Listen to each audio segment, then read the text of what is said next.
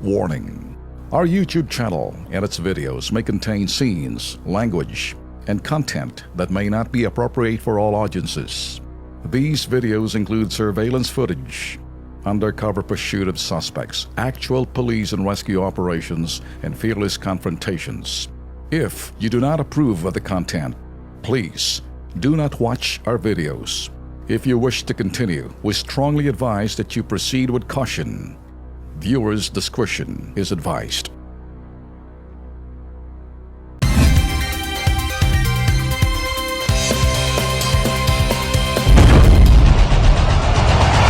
Luzon, Visayas, Mindanao, handa na ba kayo? KB, Kilos Pronto!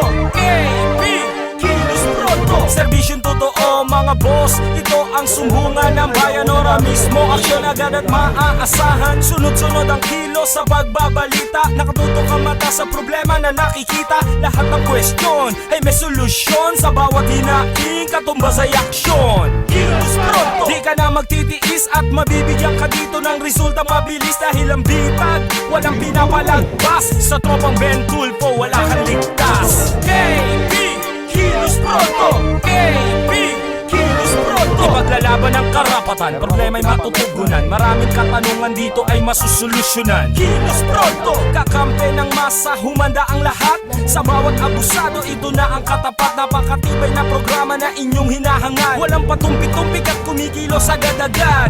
Kilos Pronto! Ang ating sumbungan, madali lapitan at agarang kang matutulungan. Na kahit anong krimen, handa naming harapin. Basta hustisya'y makamit, lahat ay aming gagawin. KB, Kilos Pronto! KB, Kilos Pronto!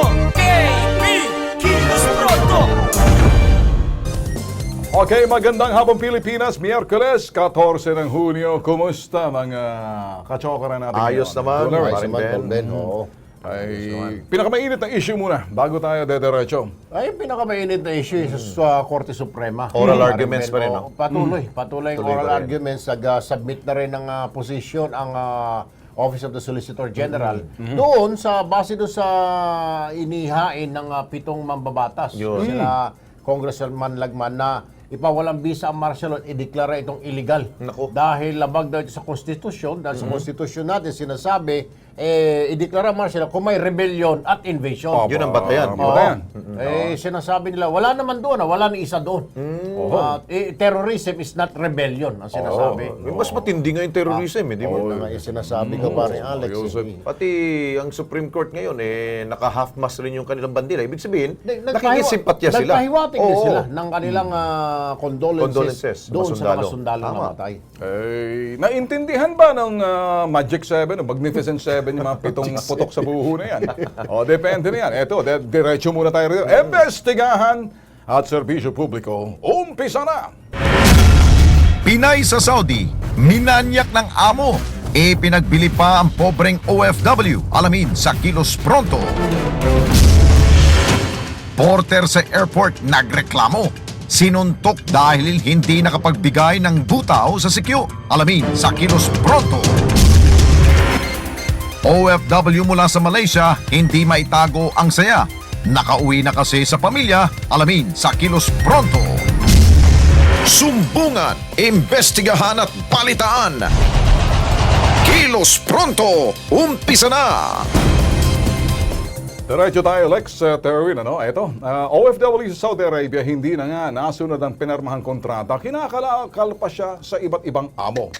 At masaklap pa, minamanyak pa siya ngayon ng tatay ng kanyang amo. Pobreng domestic helper, hinihipuan daw sa masaselang bahagi ng katawan.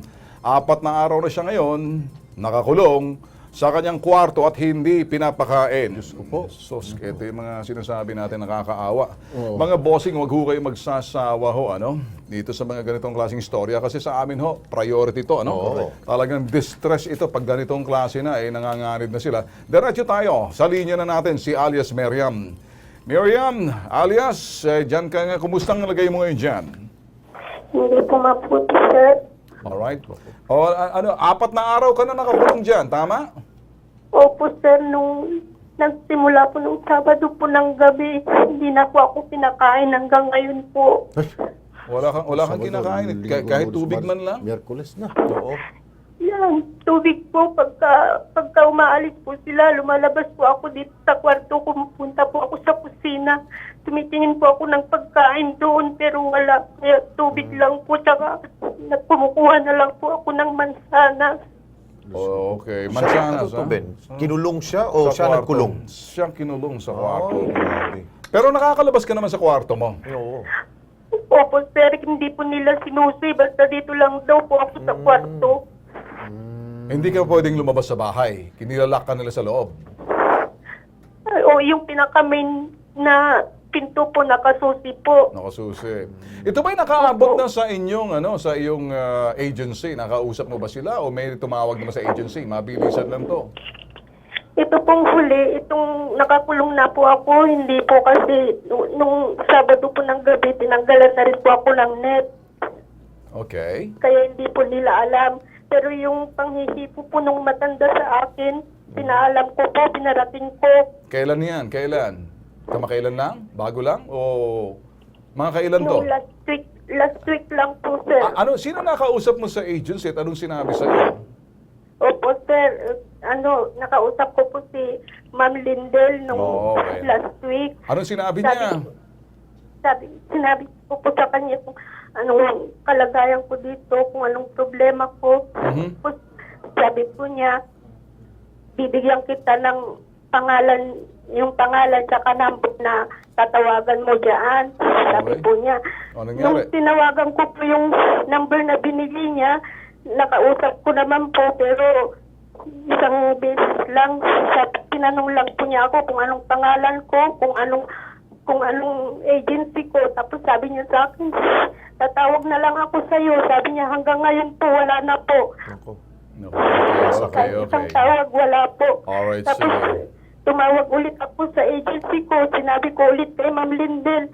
Sabi niya, nag-message na ako kay Sir Mike, aayusin ka dyan. Sabi niya gano'n. Pero hanggang ngayon wala pong umaayos sa akin. Okay. Nagugutom na po ako eh. Masakit ng ulo ko, masakit ng tiyan ko, lahat na. Nakaramdam na ako ng hindi maganda sa katawan ko. Wala ka bang makalkal dyan sa refrigerator kung may natitira man dyan? Kung anong nakikita mo sa refrigerator? Mahirap na amo ba yan? Medyo pulubi ba yung amo mo na parang patay gutom na wala silang nakakain? Hindi naman po kaya mayaman. Tamang buhay lang po sila. Okay. Pero walang pagkain sa refrigerator? Wala po, sir. Walang mga dilata? Wala po, sir. Ano? Ang nilalagay lang nila yung mga gulay, mga talong, ganun po. okay. Hindi Hindi mo pwedeng malagay yung talong dyan kahit na paano, pantawid gutom man lang o anong mga, para ako tumutulong sa iyo na parang naaawa kami sa iyo rito. Ano? Pero ito, okay, dyan ka lang, sinubukan namin kasi kanina, tawagan itong, para kunan ng interview sa telepono, si Lindel, yung sinasabi mo kanina, si Tuarez, office staff ng Z Career Edge Incorporated. Tumanggi siya magbigay ng pahayag. Pero siniguro nilang gagawa ng aksyon, ng Nako. reklamo. Ito yung mga putok sa Pero paasa na naman Sus yan. Mario Josep. Ito yung sinasabi natin na talagang kuminsan itong mga agency na to talagang dapat nire-review na to rito eh. Oo. Pare, agarang action dito para makita natin. Makakausap natin yung si Miss Josephine Tobia, Head ng Advocacy and Social Marketing Division ng OWA. Ma'am, narinig niyo ho ba yung sinabi ho kanina ng pobreng OFW natin? Di pinakakain, nagugutom na siya. Sumasakit ng kanyang ulot, katawan. Dito sa parting to, tinawagan pero wala naman hong pumupunta sa kanya. Ano magagawa ho natin, ma'am? Yeah, good afternoon sa inyo. Ito ba yung si Marivic Talud? Alias so natin. Alias na ho natin si Marian. Alias So Z Marian. Career Edge Incorporated na wala naman hong ginawa, ayaw tumarap, kaya sila ho'y ilang beses na tinawagan, ginugutom, hinihipuan. Kawawa na ho, kung ano-ano kinakain, tubig na lang daw ho. Minsan namumulot ng mansanas, baka bulok pa yung mansanas na kukuha niyo sa refrigerator eh. Pinagtsatsaga na lang daw ho eh. Okay, yes. Tinawagan na namin ito ngayong hapon at pati yung sa Jeddah para asikasuhin yung worker. At mukhang nag-respond naman itong ZE Career Manpower. So, as soon as makakuha namin yung kanilang report tungkol dun sa rescue ng worker, ipapaabot namin sa inyo. Okay, sige ma'am.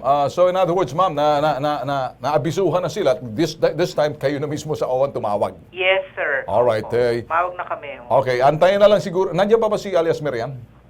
Wala na? Opo, sir. Okay, narinig mo na may gagawin ng OWA rito ha. So relax ka na lang, gobyerno nang papasok dito, okay? Sir, Yeah, sige, sige. Sabi po nung employer ko dito, sabi niya, hiniram ka lang namin kaya hindi ka namin pwedeng idalahin sa embassy. Kukunin ka ng dati mong employer, siya ang magdadala sa'yo. Tapos sabi ko, paano yung sahod ko? Sabi ko, gano'n. Sabi niya, yung sahod mo, wala ka nang makukuhang sahod kasi binigay ko na doon sa dati mong amo. Binenta. Sabi niya gano'n, sir. Tapos, Sige, okay. nakausap ko yung dati kong amo. Sabi niya, sa Sabado kita kukunin dyan, dadaling kita sa embassy. Wala ka ng sahod na makukuha na sa akin na ibibigay ko sa embassy. Okay. Sabi niya, Alright. ang gusto ko lang po, sir, na maalis na dito kasi hindi naman ako sigurado kung sa embassy nila ako dadalhin. Baka ipasa na naman ako sa iba. Ayaw ko na po, sir. Miriam, okay, relax ka na. Narinig na ni Josephine Tobia. Galing mismo sa OWA. Kami, live ho tayo sa TV, si Ben Tulfo to, kasama si Erwin Tulfo Brothers, kasama si Alex Santos. Hindi ka namin papabayaan dito. Makakasiguro ka rito, okay? Mag-antay ka lang dyan. Medyo gumawa ka lang ng mga diskarte na kung paano na huwag ka naman magutom. Okay? Kung may malaga ka ng talong dyan, sige, ilaga mo lang kahit na paano. Wala ka bang bigas dyan na masaing? Sir? Wala ka bang bigas dyan na mamasaing mo man lang? Ay, wala po, sir, kasi nandun sa kabilang bahay, yung bahay ng nanay niya. Okay, sige. So, meron ka bang nakikitang pagkain sa refrigerator dyan pagkababa ng telepono? Wala po, sir, lumabas po ako kanina, pero wala po talaga, sir. Wala talaga. Opo, sir. Walang lata ng sardinas dyan. Wala po, sir. Grabe talaga. Loko talaga. Sige, relax ka na lang muna. Gagawan. Ito'y asap tong gagawin sa iyo. Tutulong. Ma'am Josephine, nandyan pa kayo? Yes. Okay, gawa na lang ho natin. Ma'am, nakakaawa talaga. Alam ko naman kami aasa ho rin sa inyo dahil may contact kayo doon sa doon sa lugar na kinaroroonan niyo sa Saudi. So, dito na lang ho ma'am siguro bigyan niyo na lang ho ng assurance Sige, si Mariam. Nakikinig sa inyo ngayon, ma'am. Okay. Marian, maghintay ka lang dyan at sasaklolohan ka na nung OWA officer natin dyan sa Jeddah. Sinabihan na rin natin yung agency dito na siguraduhin na ikaw ay aalisin dyan sa kinalalagyan mo para dalhin ka sa embassy, sa shelter. Ha? Magtiwala ka lang kasi ginagawa na natin lahat ng paraan. Pangalawa, yung sweldo mo, pwede mong habulin dito kahit hindi nila ibigay dyan. Habulin natin yan sa agency mo. Opo, ma'am. Okay, Mariam? Okay ka na, Mariam? Opo, sir. Alright, sige ha. Salamat po, sir. Ingat ka lang dyan ha. Hanap-hanap ka muna ng makain dyan. Baka may nakatirang natago lang ha. Okay? Opo, sir, alam ko po ang address dito. Bigyan mo mamaya. Mamaya, makakausapin ka naman namin, kukunin na namin yan dyan, okay? Wag na natin i-ere, ha? Okay? Opo, sir. Sige, okay. Thank you. Ingat, ha? Ingat. Gumagala dyan. Tanungin ko sana, singit sana ako. Wala makain. Minsan may mga gumagala na baboy dyan. Pwede yung adobo niya, ilagay niya sa freezer ng amo niya. Ayaw ng mga ano yun. Ay, mabuti lang. Buang sila. Kita mo ayaw pakainin. Di sabihin niya, wala akong magagawa, sir. Madam. Ito, sa Pilipinas, kumakain kami ng baboy. Kaya nilagyan ko ng baboy yan dahil para sigurado ako lang kakain. Kaya ganun ka bastos. Patakin mo. Talagang gusto yata siya patahin, Tolben. Parang Alex. Linawin natin, mga nanunood sa atin, ha? Hindi ho namin parang, ito, kung maaari, inuubos ho namin yung mga distress OFWs tulad niyan, wag ho kayo manawa. Ito, bagkos tayo ho'y maawa na lang, intindihin.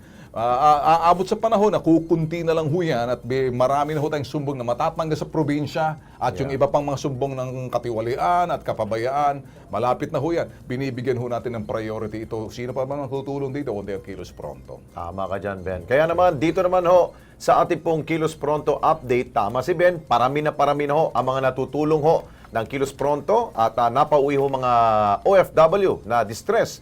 Ang isa ho dyan, si Rowena Buenafe, isa pong domestic helper, hindi naman po sa Middle East, ito po sa Asia po yan, sa Malaysia. Ang kanyang buong kwento, panurin po natin.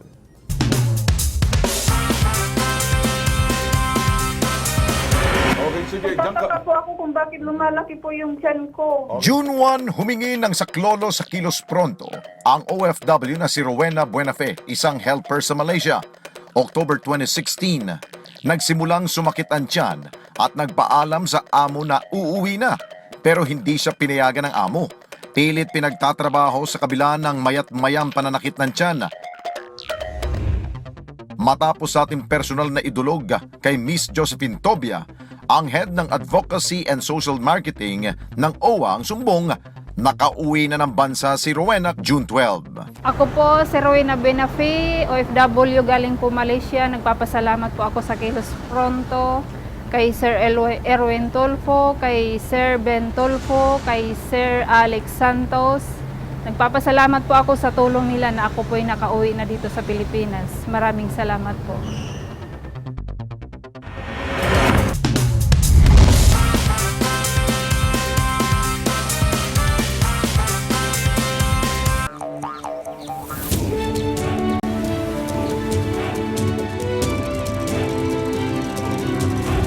Here, you don't have to see the sun to discover radiance.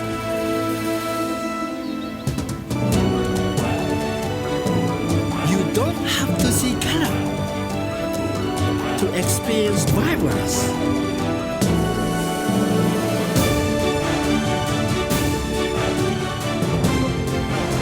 You don't have to see smiles to know you're seen.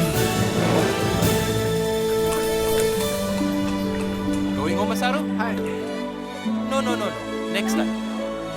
Arigato. You don't have to see to feel you are home.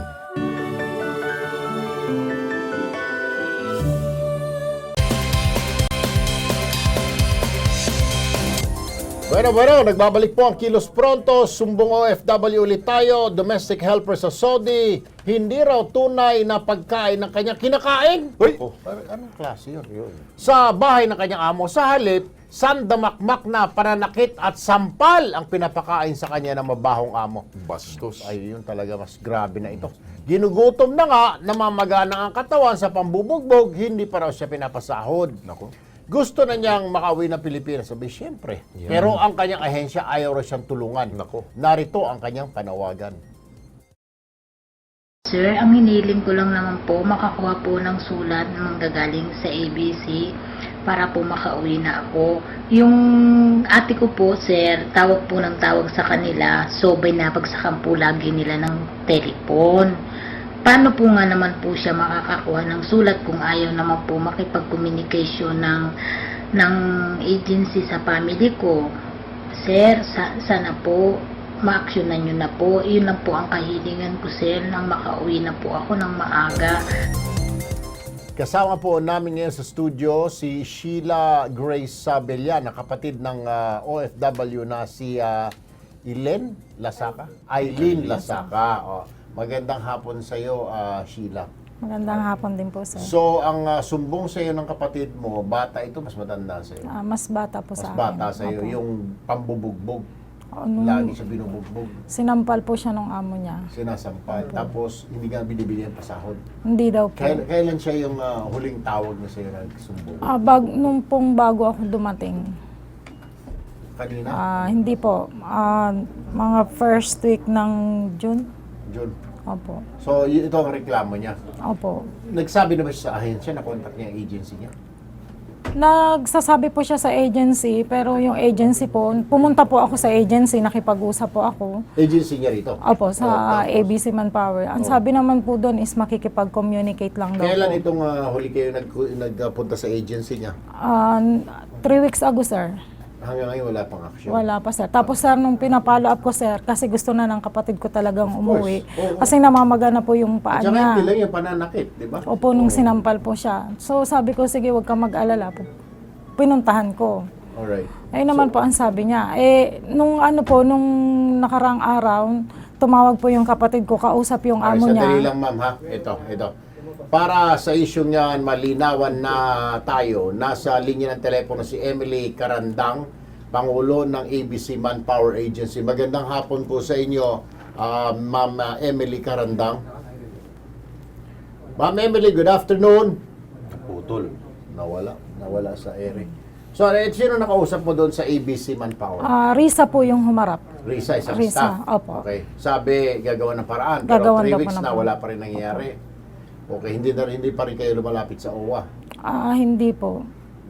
Wala pong problema sa agency doon at saka sa amo niya. Willing naman po siyang pauwiin. Isa lang po ang hinihingi nung agency po doon sa Saudi is yung sulat po na katunayan po pinapayagan nila sa Eli na umuwi na. Yung agency dito, Opo.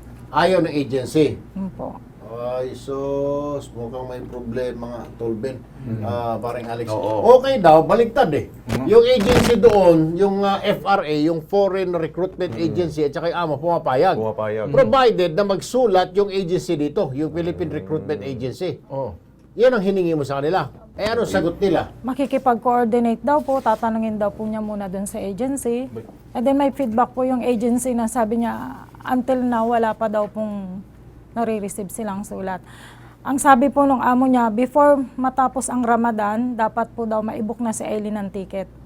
Pauwi ng Pilipinas. Nasa linya ng ating telepono po si Ma'am Josephine Tobia, ang head ng advocacy unit o department ng OWA. Ma'am Josephine, good afternoon, ma'am. Yes, good afternoon ulit. Medyo kakaiba po itong kaso kasi yung OFW na sinasaktan, binubugbog ng amo, papayag na i-turn over na siya ulit doon sa FRA. Alright? Yung FRA, ang inahantay na lang yung sulat mula sa PRA dito, yung Philippine Recruitment Agency, na puwapayag na sila na isoli na ito, iuwi na itong siguan. Pero 3 weeks past, matapos pumunta itong kapatid ng OFW natin doon sa agency, wala pa rin nangyayari, wala pa rin yung sulat. Binubugbog yung OFW, ma'am, di na, imbes na pagkain, sampal sipa yata pinapakain sa kanya. Pero willing yung FRA doon at saka yung amo na ibalik na siya sa agency. Yun nga lang, yung agency dito, yung ABC Manpower, babagal-bagal. Yan, sinek na rin namin, kinausap na namin ngayon. At inassure naman tayo na ipapakuha na nila yung worker. Pero yung sulat na yan, hindi naman nababanggit. I don't think yung sulat ang Hindrance. Oo. Kahit walang sulat yan, tatawagan partner nga nila yan eh. Correct. Oo nga. So dinidribble-dribble lang sila, ma'am, parang gano'n. Baka naman niloloko lang nila yung mga Naku po. kamag-anak kasi alam mo yung mga ibang kababayan natin imbis di makatulong namimiloso po ba? So ano pong sabi ng agency sa inyo, ma'am? Kaya exist kayo ng kausap? Yes, they will attend to it and they will immediately send us a report. In fact, yung kaninang kausap natin, yung bata, yung agency, nagpadala na ng email sa amin ngayon assuring us na. Okay. So ito, I guess, papadala na sa atin ng ABC Manpower, yung report nila. Alright. So, ina-action na po ito ngayon? Ina-action na nila ito. Pati yung aming welfare officer, sinabihan na namin na i-check itong FRA at saka yung worker para So, within the week, pwede na po ibalik siya dyan sa agency, sa FRA. Maialis siya dyan sa amo. Yes. Kung nakausap na nga ngayon ng agency yan, dapat in 24 hours, wala na siya dapat sa poder ng amo. Ayun. Alright, ma'am. Gano'n lang siguro pa gagawin natin. Naantayin natin itong abiso ng kanyang kapatid dahil kumukontak naman sa kanya and then aabisuhan namin kayo, ma'am, kung sakasakaling hindi pa siya naiaalis doon sa kanyang employer within the week. Abisuhan nyo kami, oo. Alright. Maraming salamat po muli, Ma'am You're Josephine welcome Tobia. po. Opo. Sheila, so okay na. 24 hours, alisin siya doon. Importante, makaalis na siya, mailagay siya sa recruitment May agency uwi na ulit. Okay? Maalis na siya doon sa bahay ni Lucifer. Lucifer, may amo niya. May bahay ng amo niya. Okay na.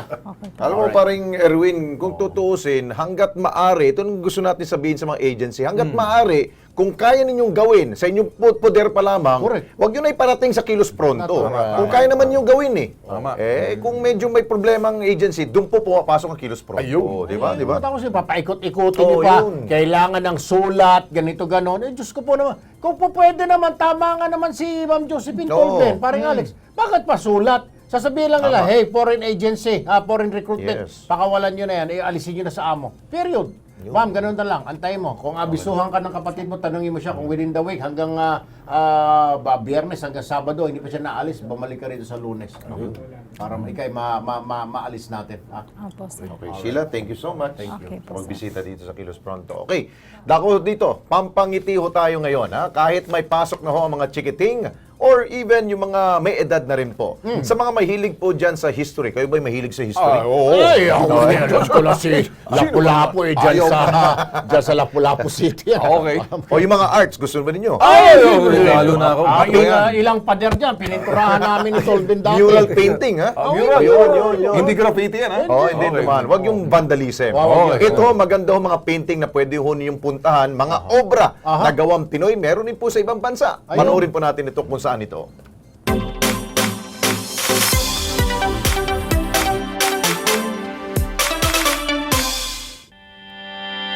There's so much more to discover in the oldest district and historic core of Manila. At kung feel nyo nga magpaka-artsy before going back to school, pasyal na kayo sa Intramuros at bisitahin ang art exhibit nito sa Plaza Roma.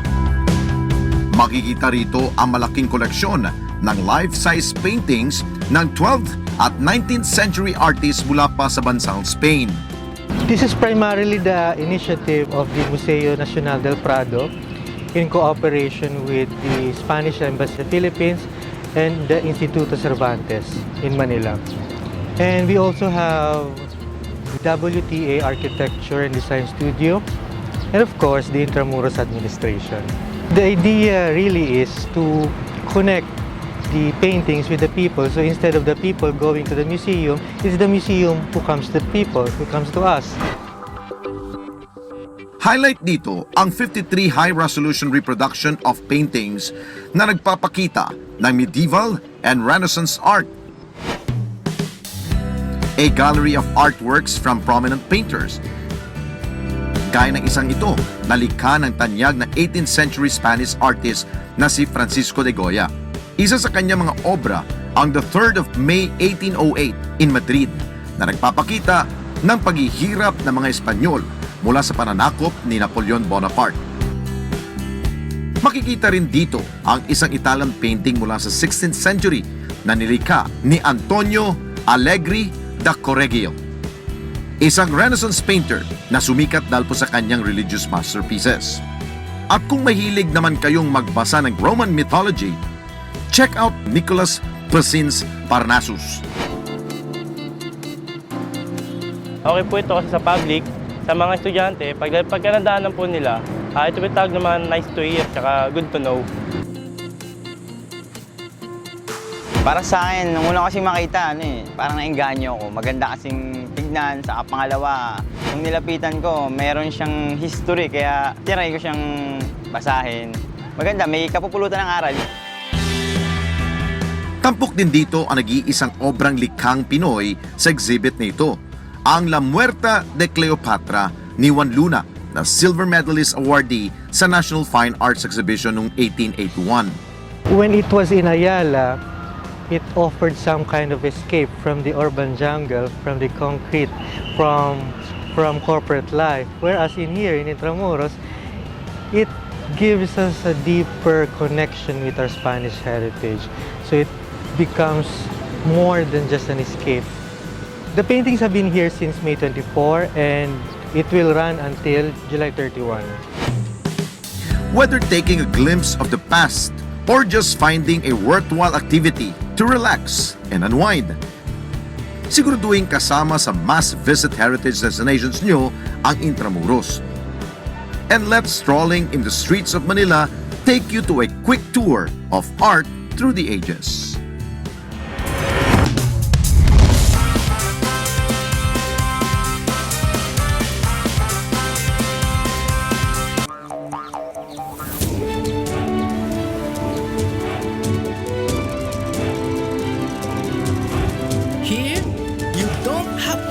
sun. To discover radiance.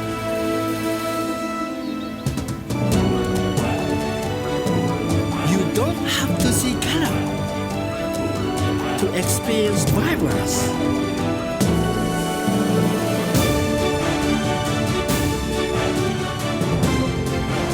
You don't have to see smiles to know you're safe. Going home, Masaru? Hi. No. Next time. Arigato. You don't have to see to feel you are home.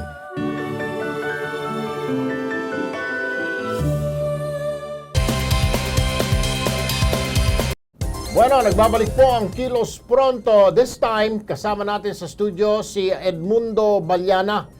Balana. Okay? Edmundo Balana, isa siyang porter sa NAIA Terminal 1. Inireklamo ng porter ang isang airport police na si John Salamanca. Madaling araw daw noong 9 ng Hunyo nitong taon lamang ng mga nagbababa o nagbubuhat siya ng mga bagahe ng pasahero sa taxi. Bigla na lamang daw siyang sinuntok sa likod ng airport police. Hindi pa nakontento, sinampal pa siya nito. Binantaan pa na gigilitan sa leeg. Ang dahilan, hindi na raw kasi nakapagbibigay ng butaw o lagay si Edmundo sa police ng gabing iyon. Anyway, magandang hapon sa iyo, sir. Magandang hapon po, sir. Alright. So, ano yan? Usapan ba yan na magbibigay ka? Magkano ibinibigay sa mga, sa kanya lang o sa mga airport police? Ano po kasi yan po, sir, yung pag alimbawa po kami, may kumikita po kami, kusang binibigyan din po namin sa kanila, parang ano din po para sa kanila. Tong? Komisyon? Gano'n? Butaw nga eh. Ngayon po, sir, yung time po noon, yung kaibigan ko po, na private car, tinulungan ko po doon sa parking. Yun lang po tinutulungan ko. Tapos yung time na po yun, minumonitor niya pala po ako. Ngayon, binigyan po ako bilang consideration ng 100 pesos. Pero hindi pa ako humingi ng kapalit kasi kaibigan ko nga po yun. Alright. Ngayon, sa mga tweet pong naisakay ko na, diretso na po ako. Yung pala, sumunod sa akin bigla, sir, sabay sinuntok ako dito sa likod. Hanggang ngayon, sir, iniinda ko pa rin yung suntok niya sa likod ko. Tapos, nung nandun na po ko sa area na nakatayo po, may 3 po siya dun kasama ding airport police. Tinawag ngayon po ako. Pagkatawag po sa akin dun po ko sinampal ng 2 beses po dito. Sino nagsampal naman sa'yo? Si Salamanca po. Si Salamanca pa rin. Yung ibang police, hindi mo siya inawat? Nandun lang po, sir, sa harapan. Okay. So, itong usapan ito, or obligado ka talaga magbigay ng 20 sa kanya? Nangihingi po sa amin yan, sir. Nangihingi. Alright. Obligasyon. Obligasyon. Sandali lang, Edmundo, ha. Para sa Kilos Prontong Aksyon, nasa linya ng telepono ito, Tolben. Maring Alex, sigurado ito. Si Ed Monreal, General Manager ng Manila International Airport Authority. Sir Ed, good afternoon. Magandang hapon. Erwin po, Erwin. Apo. Kasama po natin si Tolben Tulfo at Alex Santos. Live po tayo, sir, sa PTB4 at sa Facebook, sa Kilos Pronto po itong programa. Sir. Magandang hapon po kay Sir Ben at Sir Alex. Sir, meron po kami isang porter dito na si Edmundo na nagrereklamo, lumapit dito dahil binugbog po siya, sinuntok, sinampal ng airport police dahil hindi niya nabigyan ng butaw nung araw na yun, nung 9 ng Hunyo. Yung konting sahod niya kapiranggot na 100 piso, bibigyan ng 20 pesos yung airport police. Hindi siya nakapagbigay, sir. Akala nagalit daw dahil hindi siya nabigyan. Paano ho ba ito, Sir Ed? Siguro yung mga ganito, kailangan masampulan ho ito at alam ko namang maraming gustong maging airport police, sir. Unang-una, sir, maraming salamat at naparating po niyo sa amin yung reklamo ni Mr. Balanga ho ba yan? Opo. Nagpakondok ko, kasi tinawagan ko kanina na meron daw tatawag po kayo. Naghingi ako ng initial report. Opo. Ang una ho, tanong ko lang kung kay Mr. Balanga, empleyado ko ba siya ng NIA as porter? Hindi porter po, rental agent po. Rental agent? Ng Jollibee po, transport po. Rental agent ng Jollibee? Transport, sir. Okay. Kulang-kulang siguro hindi sa porter. Opo. Sabi niya po Okay. kasi illegal porter daw po ako, sabi ni Illegal Salamangke. porter ka. Sinabi ni Legal Salamangke. porter. Okay. Kaibigan ko po yung tinulungan ko po. May tinulungan. Okay. So, unang-una ho, ako yung nagulat. Ganun nga reklamo at pagtuturing sa kanya. Mas maganda po siguro pumunta siya sa aking tanggapan. Ayun. At para makuha natin ang both sides na yung nag-aakusa at saka yung nag-aakusa. Para ma-establish po natin. Ang initial report po sa akin, hindi siya porter ng iyak. Hindi nga daw porter. Hindi raw po, hindi. Oo. Hindi. Okay. Kasi ho, meron kaming tribe ngayon. Hindi ko sa kanan, meron kaming tribe. Kasi dami na ho mga illegal na mga porters dito. Malungkot man nung sabihin.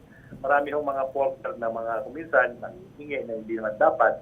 At yun po yung pinagbabantayan, pinapasawat ako namin. Pero mas maganda ho siguro humarap siya sa akin para patatawag ko rin yung Salamangka kung ginawa nga yun at nagagawa mo natin ang action. Ang punto ko lamang, sir, whether mali ito o hindi, kaya nagporter-porteran itong mama ito, alam ko labag yan, meron kayong drive ngayon, anti-illegal porter. Ang punto de vista lamang ho namin dito, Sir Ed, is, tama ho ba yun? Does it justify yung pambubugbog po, sir? Because may nilabag siya na ika nga, mandato ninyo or order ninyo na bawal ang mga illegal porter. I don't think na yung po ay pwedeng i-justify na bugbugin. Pwede siguro, sir, questionin, dalhin po ito sa presinto at imbestigahan ho siya or sipain na siya doon palabas, wag na siya bumalik. Pero the mere fact na sasaktan po, I think that is wrong. Yeah. I fully agree, sir. Hindi ho dapat ginawa yun. Kung totoo yun, kami po ay gagawa Meron po ng siyang paraan. medical certificate, sir, to prove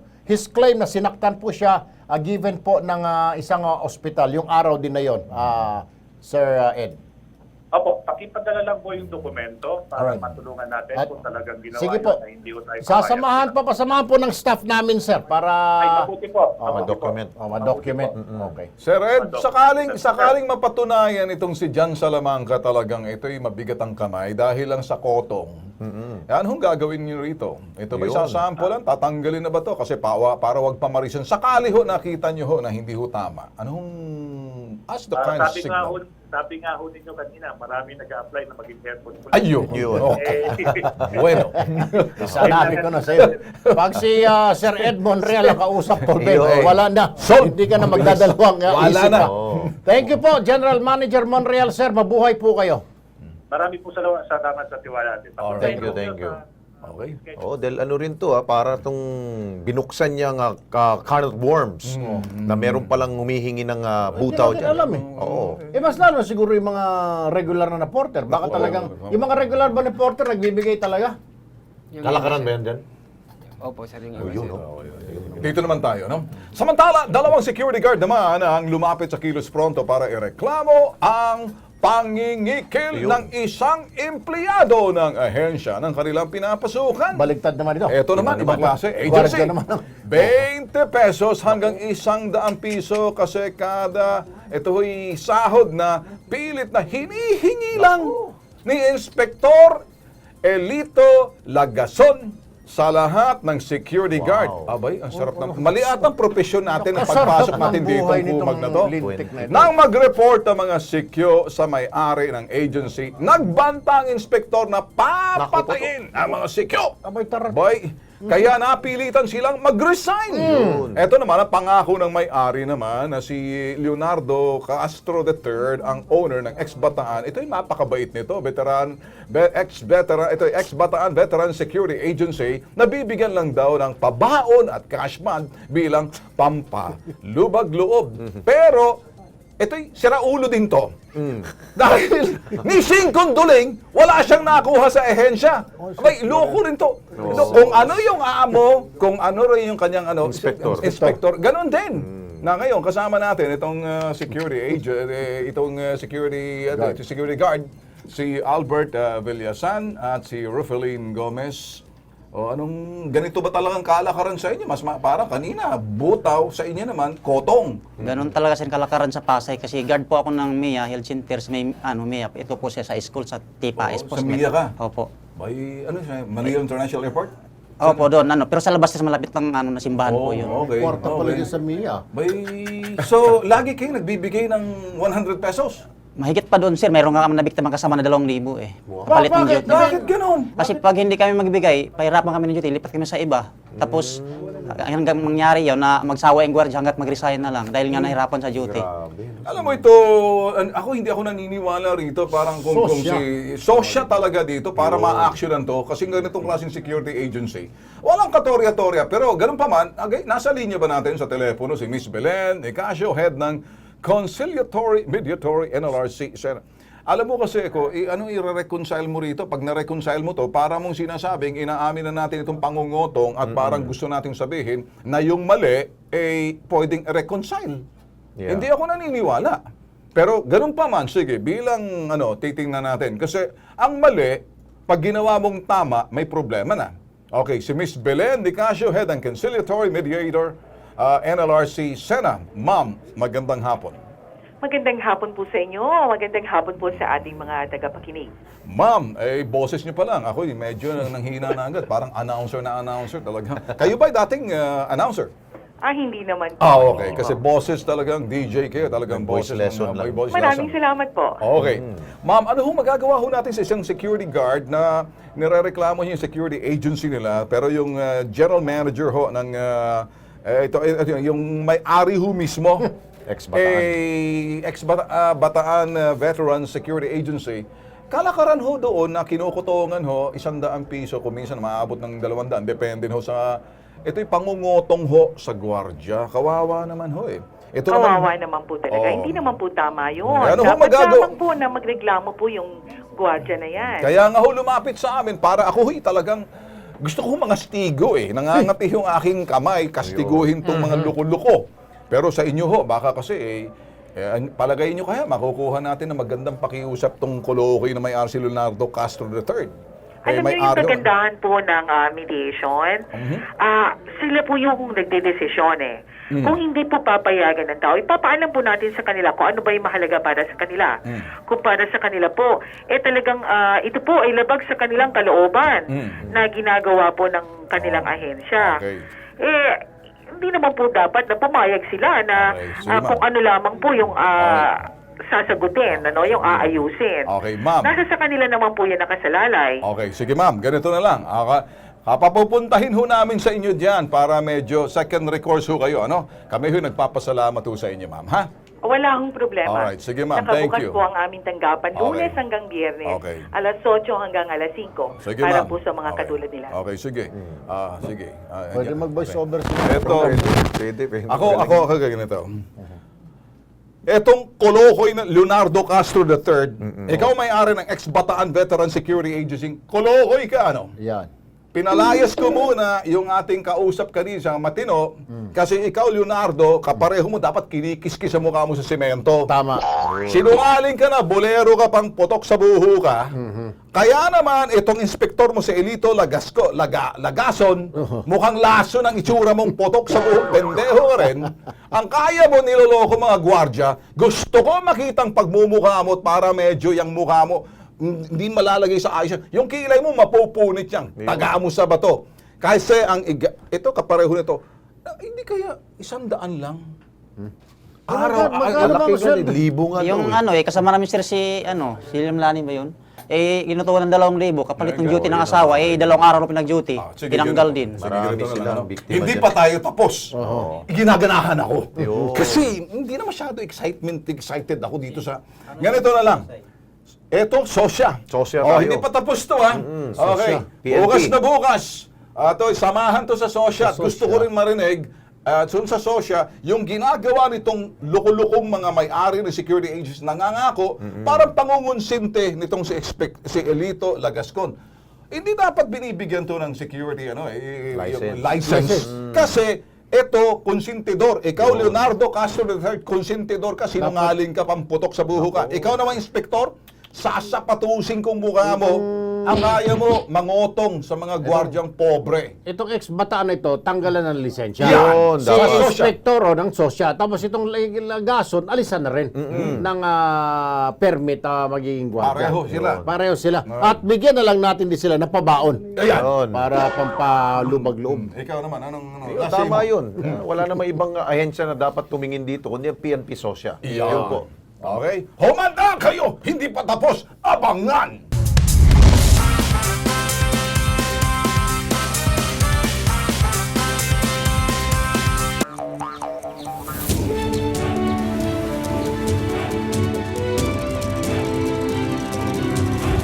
Here, you don't have to see the sun. To discover radiance.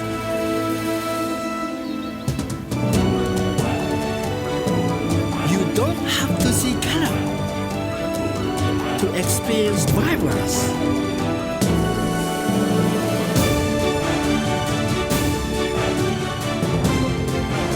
You don't have to see smiles to know you're safe. Going home, Masaru? Hi. No.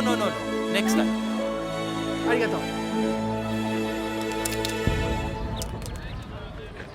You don't have to see to feel you are home.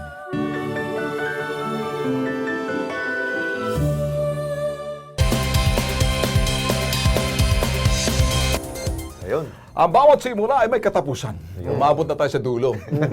Kaya higit sa sumbungan, investigar at isyong kinakailangan solusyonan, ang serbisyo pampubliko ay dapat kilos Pronto!